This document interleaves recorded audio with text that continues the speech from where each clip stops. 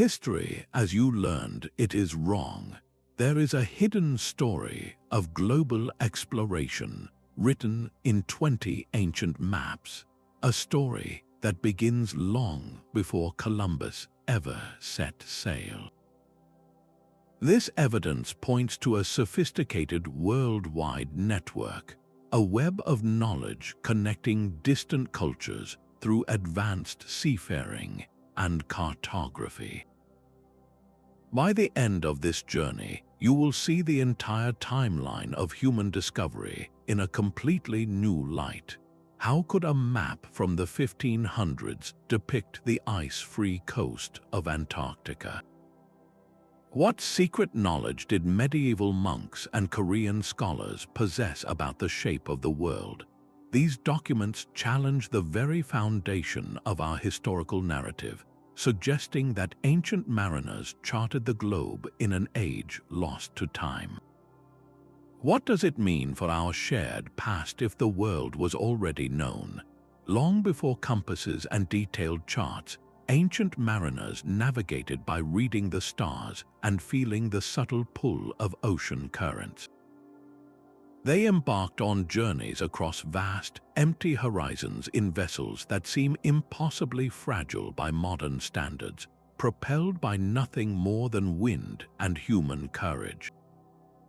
These were not random trips but deliberate voyages, with knowledge of routes and seasons passed down through generations, often through song and story rather than written text. This rich oral tradition was a living library of the sea, holding secrets of distant lands and safe passages. For a long time, mainstream history viewed these accounts as mere legend, the romantic exaggerations of primitive cultures. The evidence was hard to find, after all. Wooden ships rot and oral histories fade. The dominant narrative, shaped by centuries of Eurocentric perspective, conveniently placed Europe at the center of global discovery, overlooking the profound achievements of other seafaring cultures. But we must shift our perspective to see the truth. The great oceans were not impenetrable walls dividing humanity. They were liquid highways bustling with traffic for thousands of years. These waterways connected continents, allowing for the silent, steady exchange of everything from precious spices and pottery to revolutionary ideas, and even the very building blocks of life itself. What deep human yearning, what insatiable drive for resources or knowledge, compelled these people to risk everything and sail toward an empty horizon? The answer lies not just in sunken shipwrecks, but in the maps they left behind. These ancient charts are the surviving testimony, the hard evidence of a connected world we are only now beginning to remember. In 1513, an Ottoman admiral named Piri Reis compiled a world map that would baffle scholars for centuries. Drawn on gazelle skin, this artifact is a patchwork of lost knowledge, a chart that accurately traces the eastern coast of South America with a precision that seems impossible for its time. But the true mystery lies far to the south, where the map depicts a vast, unfamiliar landmass. Many researchers argue this can only be the coastline of Antarctica, a continent that would not be officially discovered for another 300 years. Even more astonishingly, it shows this land not buried under miles of ice, but with flowing rivers and mountain ranges, a landscape that has not been visible for millions of years. How could a 16th century navigator have known this?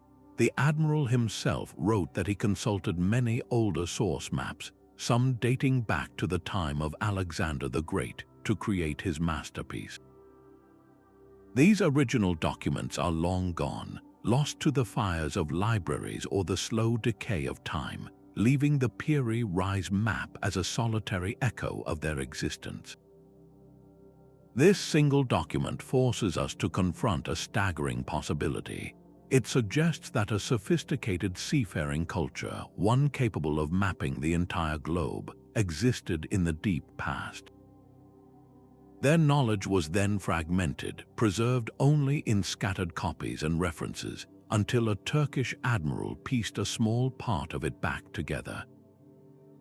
Of course, the map is not without its mysteries. Alongside the startlingly accurate coastlines, you find illustrations of mythical beasts and strange figures. This blend of hard cartography and folklore is a clue to its journey through time. It shows how factual knowledge, passed down through countless hands and languages, can become woven with local legend. The accurate geography was preserved even as the stories around it evolved. Expert cartographers remain divided. Some see a clear, if crude, representation of Antarctica based on ancient data. Others propose different interpretations, suggesting the land could be a misplaced Patagonia or a purely mythical addition. Yet the geological evidence is compelling. Core samples from Antarctica confirm the continent was indeed ice-free and temperate millions of years ago. The map's details, from its coastal profiles to its apparent river systems, align eerily well with subglacial surveys of the real continent. If this is correct, the implications rewrite our entire understanding of human history. It means that someone, long before recorded history, possessed the technology and courage to survey the ends of the earth. This map is more than a curious relic. It is a cornerstone of a forgotten timeline, a silent witness to a global network of exploration that flourished and then vanished, leaving only these cryptic clues behind. Yet another map emerges from the shadows of history, this time from the heart of Europe. The Vinland Map depicts a startlingly familiar Western Hemisphere, with a large island labeled Vinland lying across the Atlantic. If genuine, this document from the 1440s would be the first known cartographic representation of North America, drawn decades before Columbus's famous voyage. Its discovery in the 1950s sent shockwaves through the academic world, presenting a direct challenge to the established story of European discovery. The map itself is drawn on seemingly ancient parchment, its ink faded to a dull brown, accompanied by text that explicitly references the travels of Leif Erikson. This was not just a map, it appeared to be a smoking gun, physical proof of pre-Columbian contact. The initial excitement, however, soon gave way to intense scrutiny and a debate that continues to this day. The central question is as simple as it is profound. Is this a priceless historical artifact or an elaborate and brilliant forgery? To understand the map's claims, we must first look to the Norse sagas, the epic written accounts of Viking exploration. These texts vividly describe Leif Erikson's journey around the year 1000, when he sailed west from Greenland and discovered a new land he called Vinland, named for the wild grapes that grew there. The sagas tell of establishing a small settlement, of encounters with indigenous peoples they called Skraelings, and of eventual withdrawal after a period of conflict. For centuries, these stories were viewed as largely mythological, heroic legends with little basis in fact. Then, in the 1960s, archaeological digs at Elance Ox Meadows in Newfoundland confirmed the undeniable presence of a Norse settlement, exactly where the sagas suggested it might be.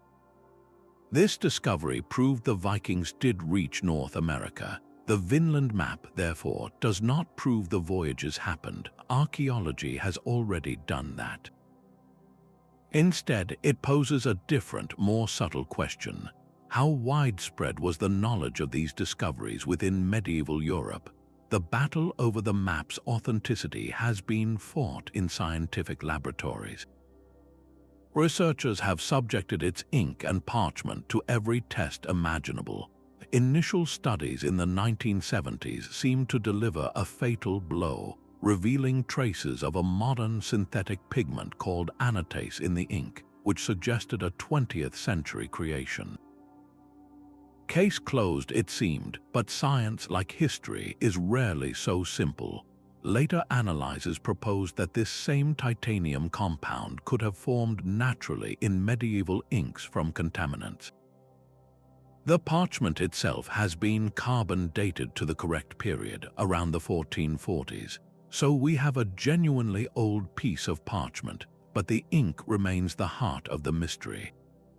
Is it a clever forger's work on an authentic blank page, or is it a genuine medieval map whose unusual ink composition we simply do not fully understand?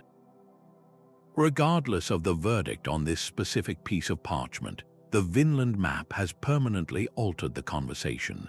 It forces historians to confront the possibility that knowledge of the Western lands was not entirely lost after the Norse abandoned their settlements.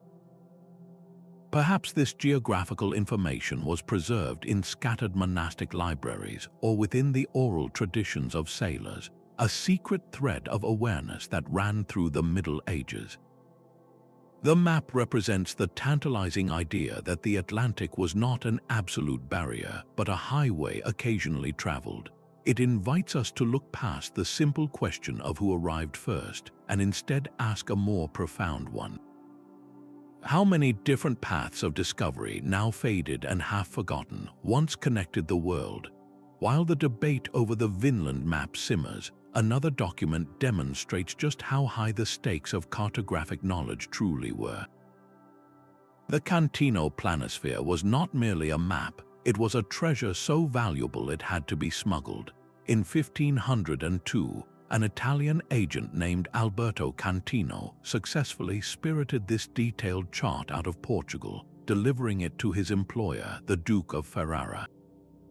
This single act of espionage ripped away the veil of Portuguese state secrecy, revealing a world far more explored than any common sailor could have guessed. The map is breathtaking in its scope, a vivid snapshot of the known world at the dawn of the 16th century. Its depiction of the African coastline is remarkably precise, meticulously tracing the route that Vasco da Gama had pioneered just a few years earlier in his voyage to India. But the most telling detail lies in the west. There, clearly drawn, is the distinct bulge of Brazil. This is a monumental clue. The official Portuguese discovery of Brazil is credited to Pedro Álvares Cabral in 1500. Yet this smuggled map from 1502 shows that coast with an assurance that suggests it was already familiar territory.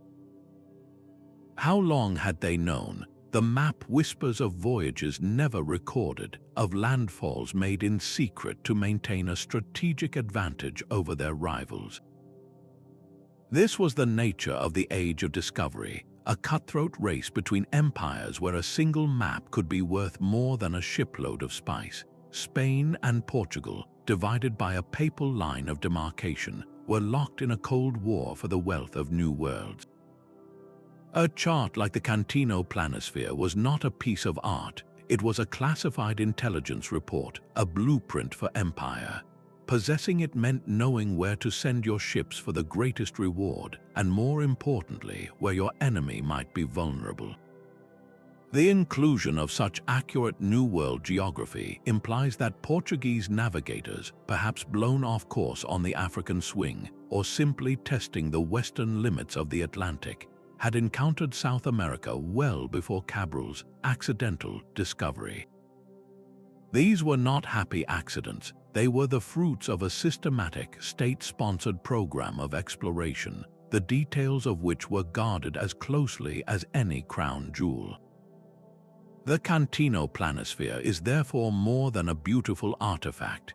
It is a testament to a hidden world of global knowledge, a web of information so potent and profitable that it had to be stolen to be seen. It proves that the maps we have today are merely the ones that survived, the ones that were not deliberately destroyed to protect a trade route or a territorial claim. What other charts detailing even more astonishing discoveries were lost to this clandestine war over knowledge? Just 5 years after the Cantino Planisphere was smuggled from Portugal, a German cartographer working in a small town produced a document that would literally put a name on the New World. Martin Waldseemüller's map of 1507 is a monumental leap in human thought, a 12-panel masterpiece that introduced the word America to the globe. For the first time, a map depicted the Americas not as strange islands clinging to Asia's edge, but as two distinct continents, separated from the Old World by a vast and empty ocean. This was a radical break from the geography of Claudius Ptolemy, which had guided European minds for over 1,000 years.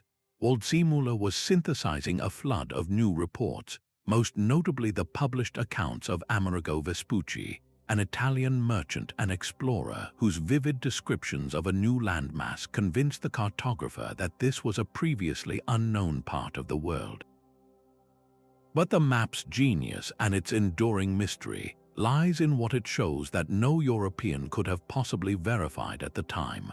Most astonishing is its depiction of the Pacific Ocean.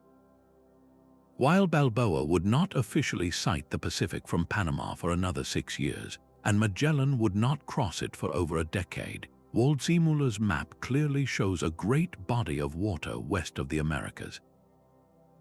How could he have known? The cartographer himself wrote that he was consulting a variety of sources, including what he called the ancient geographical traditions. This suggests he was not just working from recent Portuguese and Spanish voyages, but piecing together information from much older, perhaps classical, charts that have since been lost. The map is a patchwork of brilliant accuracy and pure speculation. South America is rendered with surprising clarity, while North America trails off into a vague and uncertain coastline. This very imperfection is a crucial clue.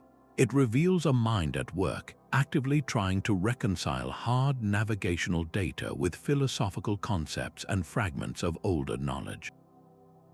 The decision to name the new lands America after Amerigo Vespucci was a bold one. In an accompanying book, Waldseemüller explained that since Europe and Asia had received women's names, it seemed fitting that this new fourth part of the world should be named for a man. He later had second thoughts about this naming choice, but it was too late. The name had already begun to spread on copies of his map, eventually sticking forever. This single document represents the pivotal moment when the New World was formally integrated into the European worldview, shifting the global consciousness forever. Yet it also stands as a silent question mark. What ancient traditions, what lost maps from forgotten libraries, informed Waldseemüller's stunningly prescient vision of a world connected by two great oceans? From the grand world maps of kings and empires, we now sail into a more personal and perplexing mystery. In 1558, a map was published in Venice that claimed to be a relic from 2 centuries earlier, a chart drawn from the voyages of the Zeno brothers, Niccolo and Antonio. This map presents a North Atlantic unrecognizable to modern eyes, filled with strange islands like Friesland and Icaria, and a Greenland depicted not as an island but as a peninsula of a much larger land. It is a document that has fueled debate for centuries, a riddle wrapped in a forgery, or perhaps a genuine echo of lost Norse voyages.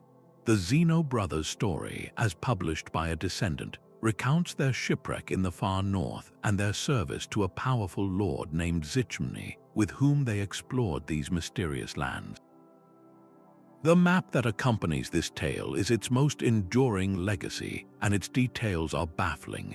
Some islands, like Friesland, appear on no modern chart, yet they stubbornly persisted on maps for centuries, leading some to wonder if they represent real lands like the Faroe Islands or even a now lost volcanic island. The depiction of Greenland is particularly intriguing. It shows a long eastern coastline connected to the mainland, a geographical understanding that seems to contradict reality. Yet, could this be a misinterpretation of Norse knowledge? The Norse sagas speak of their settlements on Greenland and their explorations further west to Vinland. Is it possible the Zeno map, through a long and garbled chain of copying, preserves a distorted memory of these voyages, a memory that had otherwise faded from European consciousness. The arguments against its authenticity are powerful. Many historians see it as a clever 16th-century fabrication, created to bolster Venetian prestige by placing their explorers in the New World before Columbus. The timing is suspicious, published at the height of European competition for northern routes. The map is filled with what appear to be pure fantasies, islands with classical names that seem pulled from myth. So where does the truth lie? Perhaps it is not a simple choice between fact and fiction. The Zeno map might be a palimpsest, a layered document where genuine, ancient information has been overwritten with contemporary guesswork and outright invention. A real nautical chart from a 14th-century voyage could have been used as a base, but its strange place names and coastlines were then interpreted through a Renaissance lens, mixed with popular legends of the time. This would explain why some of its features, like the detailed coast of Greenland, bear a curious resemblance to the actual landmass beneath the ice, as if drawn from first-hand experience. It challenges us to look past the obvious fabrications and ask what kernels of truth might be hidden within the fable. Every map tells a story, but the Zeno map reminds us that some of the most compelling stories are those woven from both memory and imagination, leaving us to decipher where one ends and the other begins. The year 1737 witnessed a different kind of cartographic genius, one that traded the salty logs of sailors for the clean lines of theory. French geographer Philippe Buache presented a map of the southern hemisphere that was, by his own admission, a work of pure deduction. He had never seen the land he drew. Instead, Buache believed in a fundamental symmetry to the world.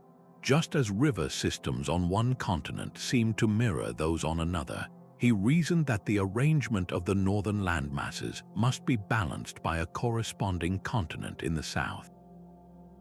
His map, therefore, was a hypothesis rendered in ink, a vision of a vast Antarctic landmass split by a deep central sea. It was an elegant idea, but for over 2 centuries, it was largely dismissed as a fascinating intellectual exercise, a beautiful guess that was ultimately wrong. The reality revealed by modern science was a continent buried under a solid mile of ice. Yet, when researchers began using seismic technology to map the actual bedrock of Antarctica, something incredible emerged. The ghostly outline of the subglacial landscape, the true continent beneath the ice, bore a striking and unsettling resemblance to Buache's theoretical proposal. His central sea aligned eerily well with the vast, deep troughs that divide East and West Antarctica. How could a man in the 1700s, working from pure logic, produce a map that so closely matched a reality he could never witness? There seem to be only 2 possibilities, and both are profound. The first is that Buache was simply a brilliant theorist who made an almost impossibly lucky guess, his principles of geographical symmetry aligning with reality by pure chance. The second, more tantalizing possibility is that his theory was not entirely his own. Could Buache have had access to fragments of much older knowledge, perhaps a copy of an ancient map like the one Piri Reis used, a chart that preserved the memory of Antarctica's true shape from a time before the ice? His work was published by the French Academy of Sciences, an institution that held countless ancient manuscripts and charts in its archives. It is not difficult to imagine a scholar like Buache studying such documents, absorbing their core geographical truths, and then constructing a modern theoretical framework to explain them, perhaps without even realizing the ultimate source of his inspiration. The Buache map stands as a powerful testament to the idea that knowledge once lost does not simply vanish. It can linger in the margins of history, resurfacing centuries later in the guise of a new theory, a brilliant deduction that just happens to mirror a forgotten truth. It challenges our linear view of discovery, suggesting that progress is not always a straight line forward, but sometimes a circle where ancient insights wait patiently to be recognized once more. Just 3 decades before the Buache map was published, another chart offered an even more direct and startling vision. The world map of Orontius Phineus, drawn in 1531, presents a southern continent so detailed it defies belief. This is not a theoretical landmass sketched from philosophical principles. It is a recognizable depiction of Antarctica, rendered with a stunning accuracy that should have been utterly impossible for any human in the 16th century. The coastline is carefully defined, matching the continental shelf we now know lies beneath the ice. Inland, the map shows a dramatic topography of mountain ranges and, most incredibly, rivers flowing from a central region out to the sea. Today, of course, that entire landscape is entombed under a solid sheet of ice more than a mile thick. How could Phineus have drawn rivers and mountains that no living person had seen for millions of years? The explanation that emerges is as simple as it is revolutionary. This map was not based on contemporary exploration. It was a copy, likely many generations removed, of a much older source map. That original chart would have been created during a period of global warmth, in an age when Antarctica was a temperate continent, free of its icy prison. Someone in a forgotten epoch of human history surveyed that land. They walked its river valleys and charted its peaks, capturing its geography on a document that would then be copied and preserved, its origins fading into legend while its core information remained. When we compare the features on the Phineus map to the subglacial surveys conducted with modern seismic technology, the correlation is chilling. The mountain ranges align. The placements of the great glacial bays are correct. The apparent river systems flow from highlands that we now know exist under the ice, following the paths that water would naturally take across that ancient terrain. This is not a vague resemblance. It is a direct correspondence between a 400-year-old drawing and a landscape hidden from sight. The map contains errors, of course, as any copy of a copy would. The size of the continent is exaggerated, and its connection to the southern tip of South America is a common cartographic misconception of the era.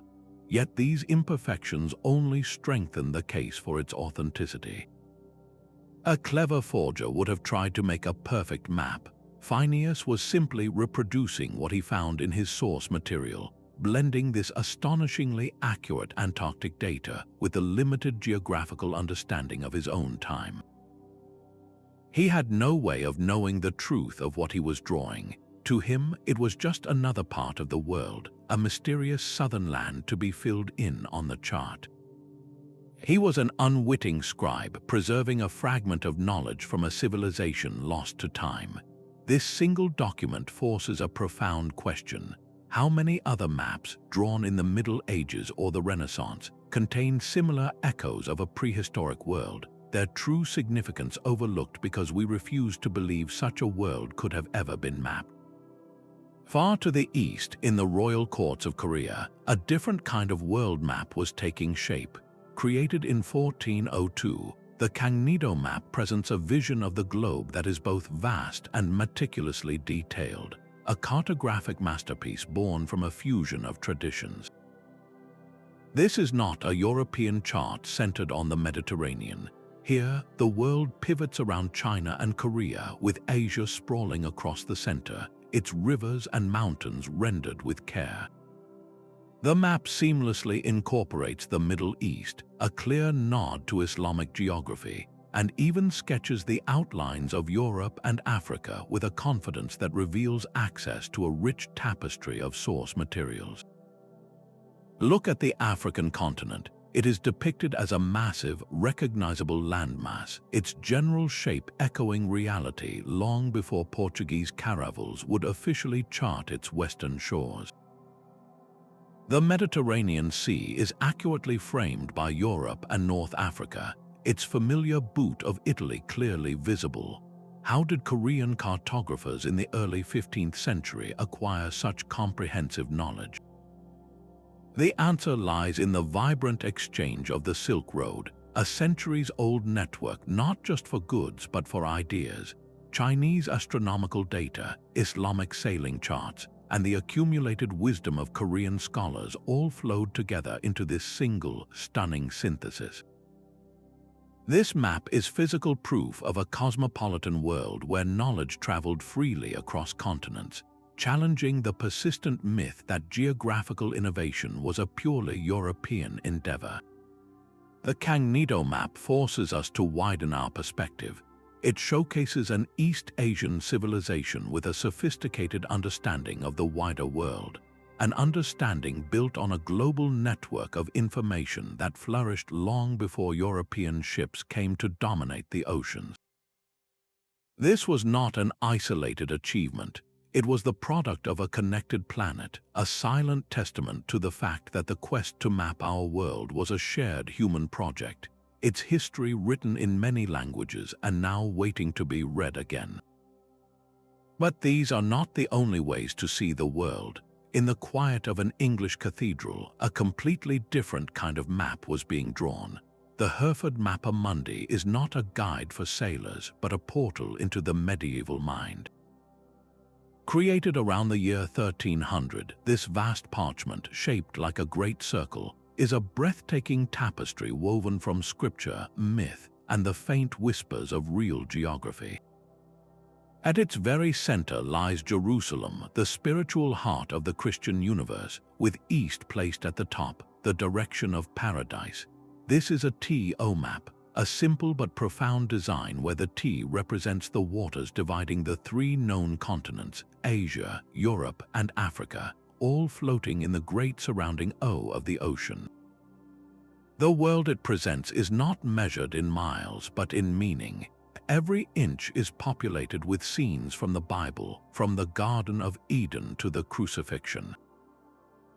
You will find Alexander the Great's mythical ascent to the heavens and strange races of beings said to inhabit the earth's distant edges, men with faces on their chests or giant, single feet used for shade.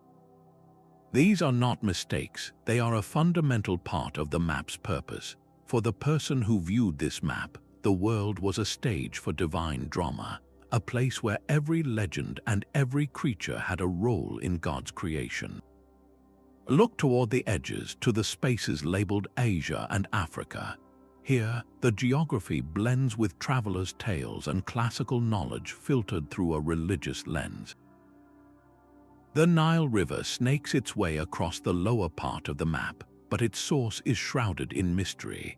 The lands of the Mongols are noted, a reflection of the growing awareness of the East following the journeys of men like Marco Polo. Yet these real places share space with the mythical kingdom of Prester John and the location of the earthly paradise itself. This map does not seek to guide a traveler from London to Rome.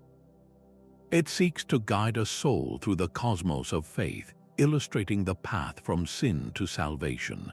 It reminds us that a map is never just a representation of land. It is a declaration of what a culture believes is important, a diagram of its deepest values and its understanding of humanity's place in the universe.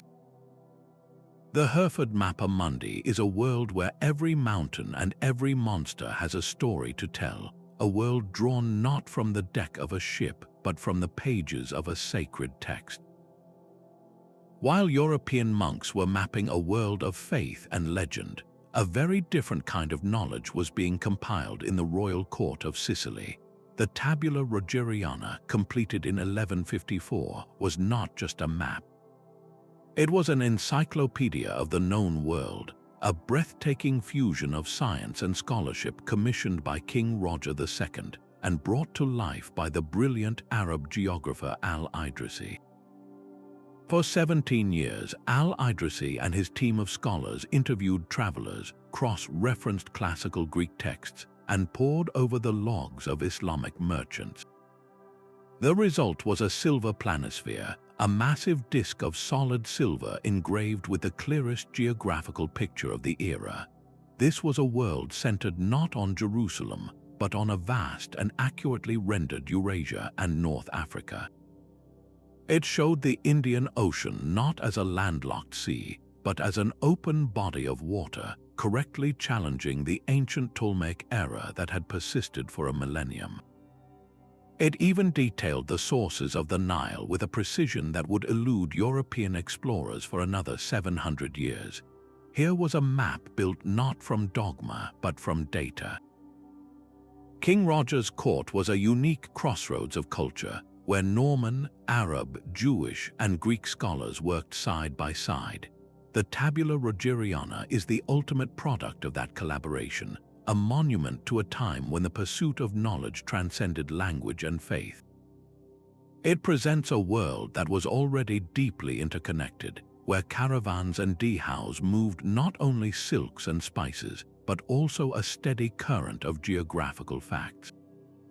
How different this rational, expansive vision was from the inward-looking maps being drawn in Northern Europe at the very same time. The map forces a humbling realization. At the very moment some cultures saw the edges of the world populated by monsters, Islamic science had already charted a global network of trade routes and cities with stunning clarity. This masterpiece stands as irrefutable proof that the torch of discovery was carried by many hands, and that true understanding of our world has always depended on listening to every voice in the conversation. While the Tabula Rogeriana revealed a world understood through Islamic science, a map from the East would soon depict that same world on an even grander scale.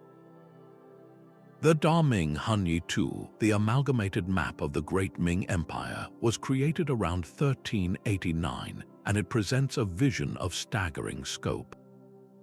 This is not a map of a single kingdom or a trade route. It is a map of the entire known world, drawn on a silk scroll so large it feels like you are looking down from the heavens. Africa, Europe, and Asia are all rendered with a clarity and accuracy that seems to defy its time. The continent of Africa, for instance, is shown with a distinctly triangular southern tip, a geographical reality that European maps would not correctly illustrate for another century. How did Chinese cartographers achieve this panoramic view of the globe decades before the age of European exploration? The answer lies in the legacy of a man and a fleet that history almost forgot. This map is a silent testament to the voyages of the legendary Admiral Zheng He. Decades before this map was finalized, massive Chinese treasure ships, some reportedly over 400 feet long, were already cutting through the waves of the Indian Ocean. These were not mere trading vessels. They were floating cities of diplomacy and power, carrying thousands of sailors, scholars, and soldiers. Their mission was to project the majesty of the Ming dynasty to every port from Southeast Asia to the eastern coast of Africa. They returned with giraffes for the emperor, with spices, and with something far more valuable, precise geographical knowledge. The detailed coastline of Africa on the Da Ming Hunyi II almost certainly came from the logs and charts of these expeditions. Chinese navigators did not just hug the shoreline, they understood the monsoon winds, riding them directly across the open ocean to reach distant lands. This map is the cartographic fruit of that mastery. It provides irrefutable evidence that a sophisticated global network centered on China was already in operation. This was a world where Chinese junks exchanged porcelain and silk for African ivory and Middle Eastern glass, a constant flow of goods that was matched by an equally constant flow of information. The map forces us to reconsider a pivotal moment in history. What if China had not later turned inward, abandoning its maritime ambitions? The Da Ming Hanyi 2 captures a fleeting moment of possibility, a world already connected by eastern sails, a global network that thrived long before the West ever arrived. Centuries before the Kangnido map or the voyages of Zheng He, a single text laid the groundwork for all of European geography. Claudius Ptolemy's Geographia, compiled in the 2nd century, was not merely a book of maps but a revolutionary instruction manual for the entire world. It proposed a system of longitude and latitude, a grid to fix every city, mountain, and river in its proper place. For over 1,000 years, this was the ultimate authority, a vision of an orderly cosmos rendered on parchment. At the heart of his model lay 3 continents, Europe, Asia, and Africa, surrounded by a vast, impassable ocean. The Indian Ocean was depicted as a giant lake, completely enclosed by a southern land bridge that connected Africa to a vast, unknown continent. This was the terra incognita, the unknown land that balanced the weight of the northern world. Ptolemy's work represented the pinnacle of classical knowledge, a brilliant synthesis of Greek geometry and Roman road surveys, but it was a knowledge that had its limits. When his texts were rediscovered in Europe during the Renaissance, they ignited a firestorm of intellectual excitement. Here was the lost wisdom of the ancients, a scientific framework to replace the symbolic maps of the medieval era. Yet this gift was also a cage. For the early explorers of the 15th century, Ptolemy's world was the gospel truth. When Portuguese navigators like Bartolomeu Dias began pushing down the African coast, they were not just battling storms and scurvy, they were fighting against a millennium of accepted fact. Every mile they sailed south was a mile into a region their most trusted authority said should not exist. The moment Dias rounded the Cape of Good Hope and found the Indian Ocean open before him, he did more than discover a new sea route, he shattered the southern wall of Ptolemy's world. This was the double-edged sword of his legacy. His systematic approach gave cartography its scientific bones, but his errors became chains on perception. Christopher Columbus carried a heavily annotated copy of Geographia on his voyages, using its calculations to argue that Asia lay just a short journey west. His famous miscalculation was in part a result of trusting Ptolemy's underestimate of the Earth's circumference. The great struggle of the Age of Discovery was not just one of man versus ocean, but of observation versus authority, of new data crashing against an ancient and revered model.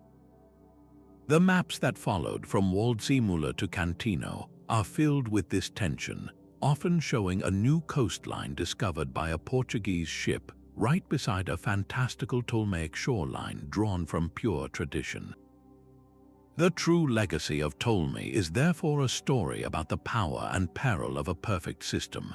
His grid gave the world order, but it was an order that had to be broken, piece by painful piece, before the real, sprawling, and interconnected planet could finally be seen.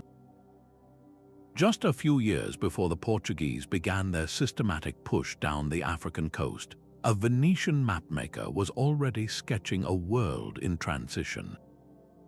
Andrea Bianco's world map of 1436 is a masterpiece of its kind, a beautiful fusion of the old and the new. At its heart, it is a portolan chart, a type of map defined by its breathtaking practical accuracy. These were not philosophical diagrams, they were working tools for Mediterranean sailors, their coastlines traced with a precision born from countless voyages, their pages crisscrossed with a spiderweb of room lines that helped pilots plot their course from port to port. This was the trusted, established science of the sea, but look west into the empty expanse of the Atlantic on Bianco's chart, and you find something extraordinary. He has drawn a chain of islands where, according to all official knowledge, there should be nothing but open ocean. Two stand out, large and strangely detailed. One is labeled Antillia, The other bears the ominous name Satanas, the Isle of Devils.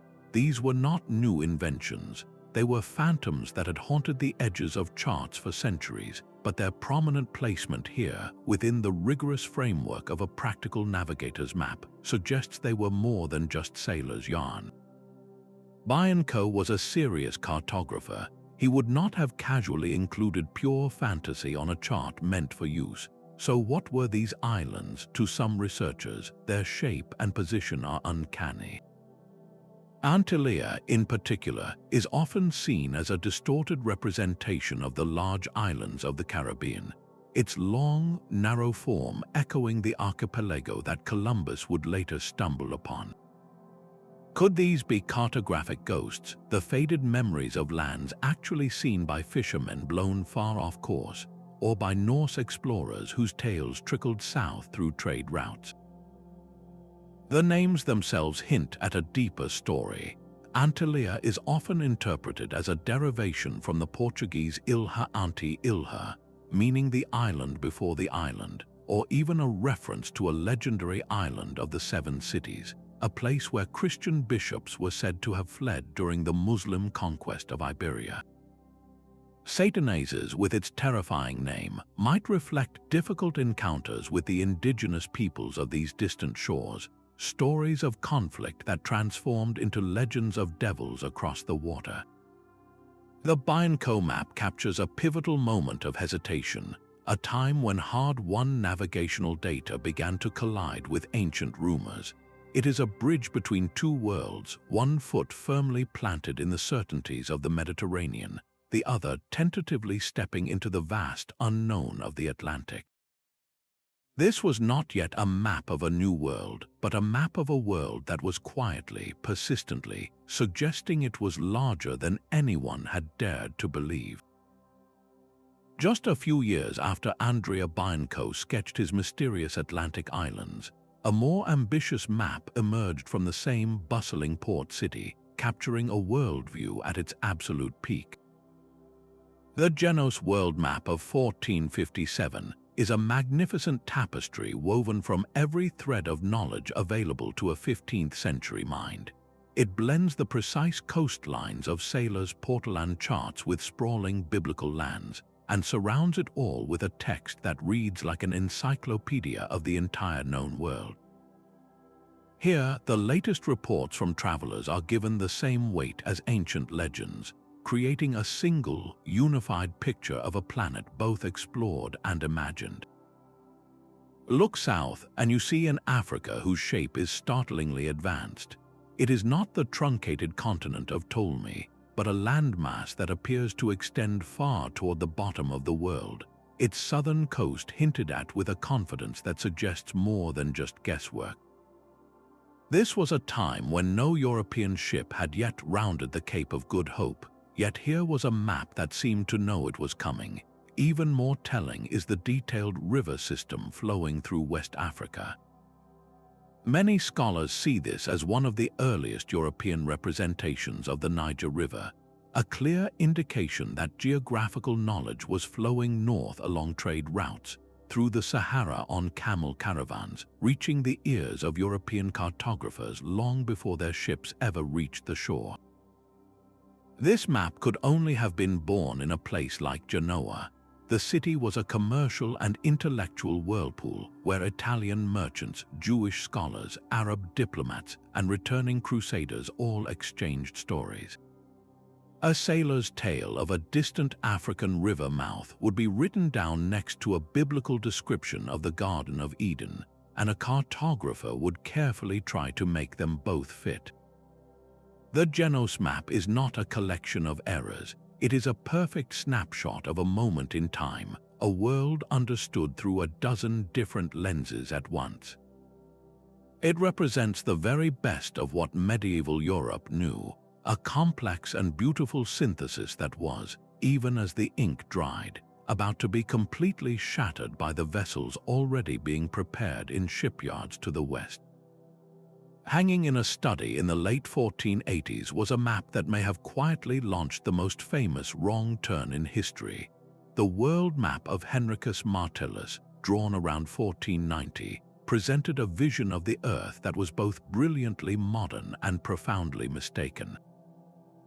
Its depiction of Asia was its most consequential feature, showing the continent stretching an immense distance to the east, with the island of Cipangu, modern-day Japan, located nearly halfway across the Atlantic. For an ambitious navigator like Christopher Columbus, who is believed to have studied this very chart, this was not an error. It was the key to his entire enterprise. This geographical illusion shrunk the true size of the globe, convincing Columbus that a direct western route to the spice-rich Indies was not only possible but practical. He sailed with the ghost of Martellus' map in his mind, a cartographic mirage that led him to the Caribbean while he died believing he had reached the outer islands of Asia. What made this map so persuasive was its sophisticated blend of sources. Martellus was a scholar, and he carefully integrated the classical authority of Ptolemy with the thrilling new travelogues of Marco Polo. Polo's descriptions of the Far East provided names and details that filled the vast expanse of Martellus Asia, giving it a feeling of concrete reality. This learned tapestry was then stitched onto a framework of cutting-edge discovery. The map's depiction of Africa is strikingly accurate, showing the continent's southern tip rounded by the Portuguese, with the Indian Ocean lying open and inviting beyond it. This was the very latest intelligence, a state-of-the-art understanding that lent credibility to every other line on the parchment. The Martellus map is therefore a poignant paradox. It was one of the most advanced worldviews of its day, yet its greatest strength, its synthesis of all available knowledge, was also its most dangerous flaw. It created a world that was just believable enough to inspire a voyage that would forever change the course of human events, a powerful reminder that a map is not just a picture of the world, but a force that can actively reshape it. 2 years before the Cantino Planisphere was smuggled from Portugal, a Spanish sailor put ink to parchment and created a document of breathtaking immediacy. The Juan de la Cosa map of 1500 is not a work of theory or a compilation of ancient sources.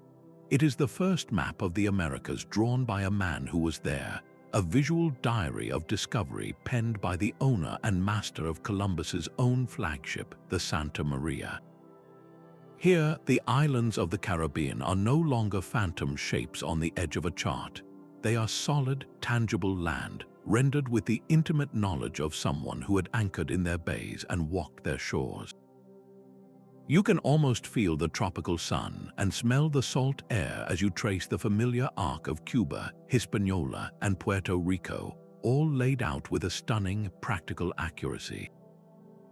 The northern coast of South America curves along the bottom of the map, a coastline that European eyes had never before seen recorded. This was the world not as scholars imagined it, but as explorers were living it.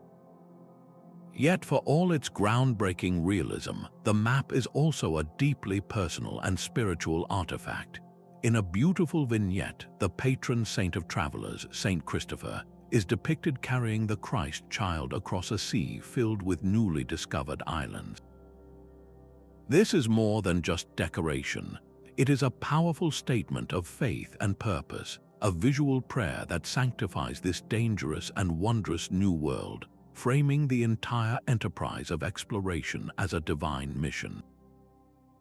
This fusion of hard cartography and religious symbolism reveals the dual lens through which the Spanish understood their encounters. They were simultaneously mapping real geography and claiming a spiritual landscape, seeing themselves as both conquerors and crusaders in a land they believed was ripe for conversion.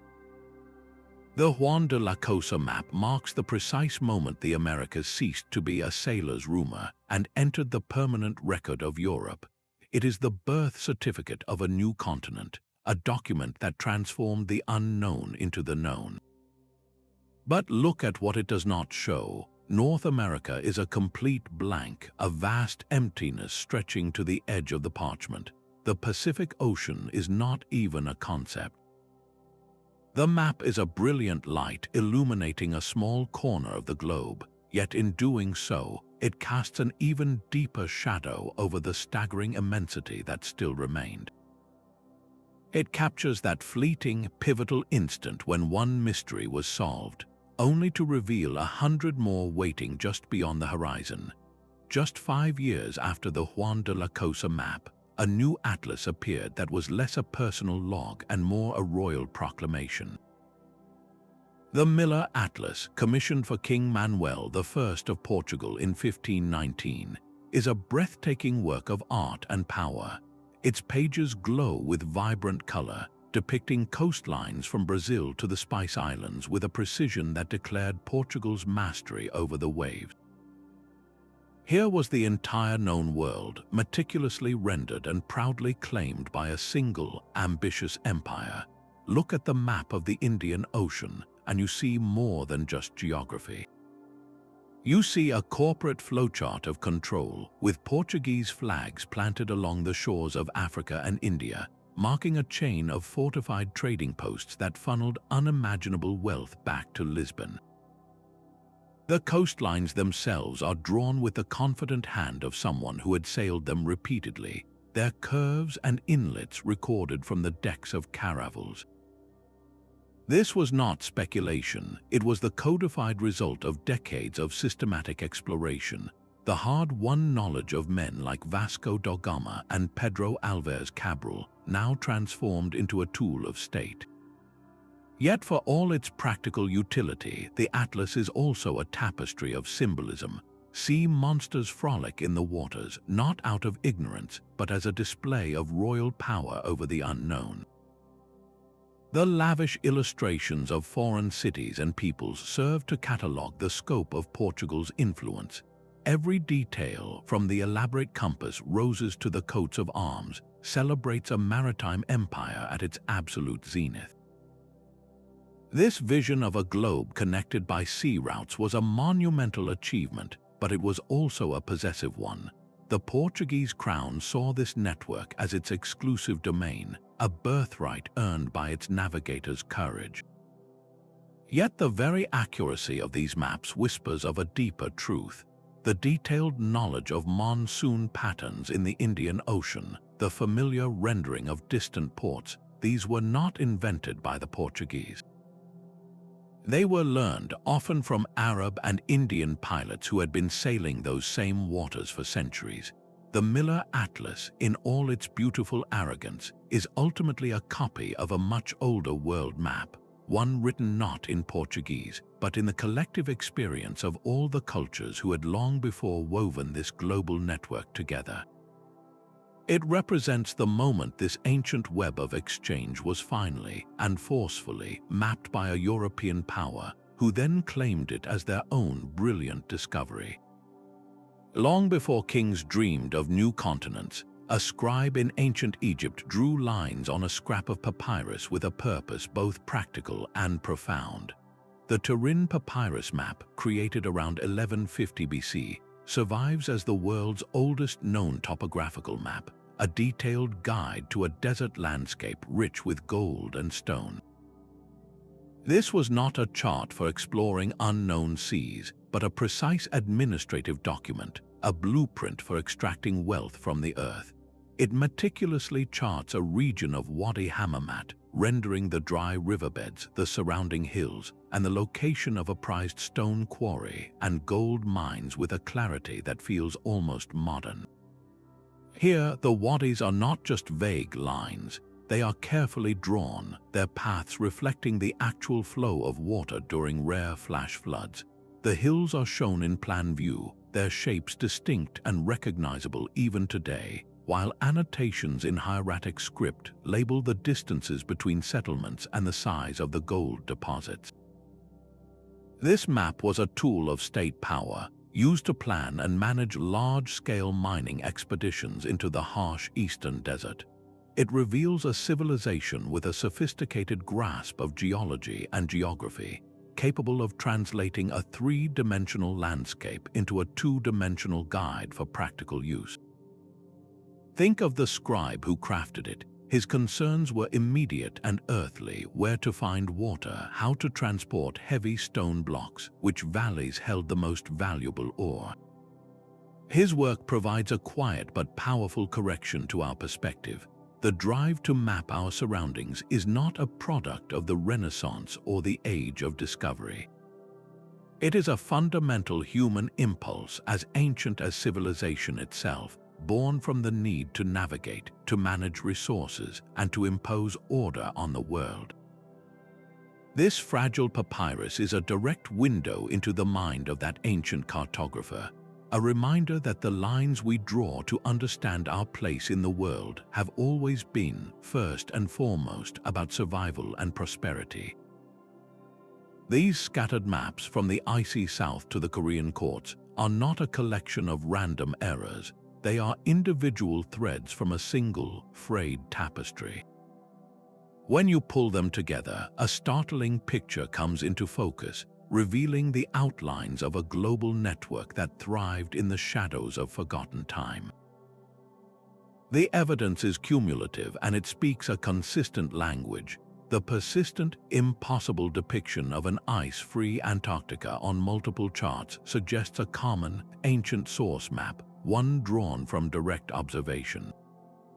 The accurate rendering of the African coastline and the Brazilian bulge on maps like the Cantino Planisphere, long before official European discovery, points to knowledge that was being actively traded, stolen, and suppressed.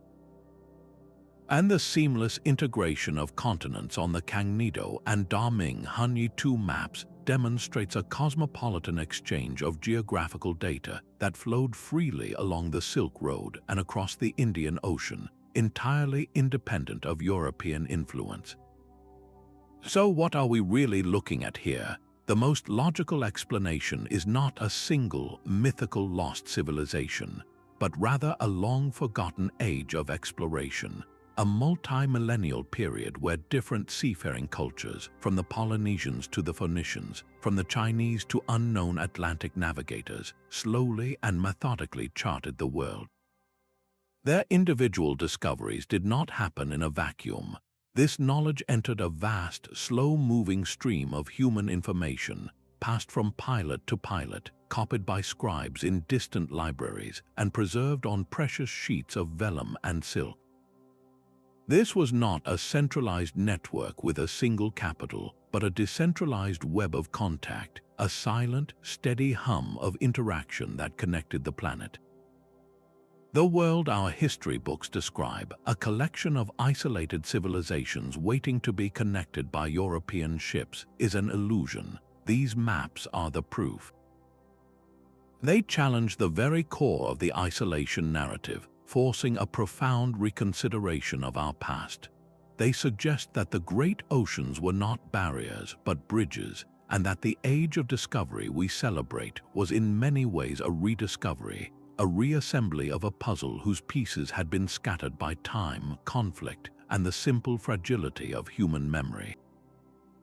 The true mystery is not who drew the first map, but why we ever forgot that the world was already known. These scattered maps are more than parchment and ink. They are the surviving testimony of a world long since forgotten. From the precise coastlines of the Piri Reis map to the theoretical lands of Buache, each document contributes a vital piece to a puzzle that challenges everything we thought we knew. Together, these 20 ancient maps reveal a compelling alternative history, one where our ancestors possessed a sophisticated understanding of the world's geography, born from centuries of exploration and cultural exchange that predated Columbus by millennia. This was not a single event, but a slow, steady dawn of discovery that illuminated the entire globe.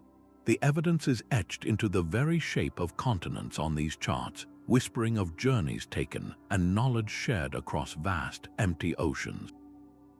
They tell a story of a planet already connected, a vibrant network of human curiosity that flourished and then faded from common memory.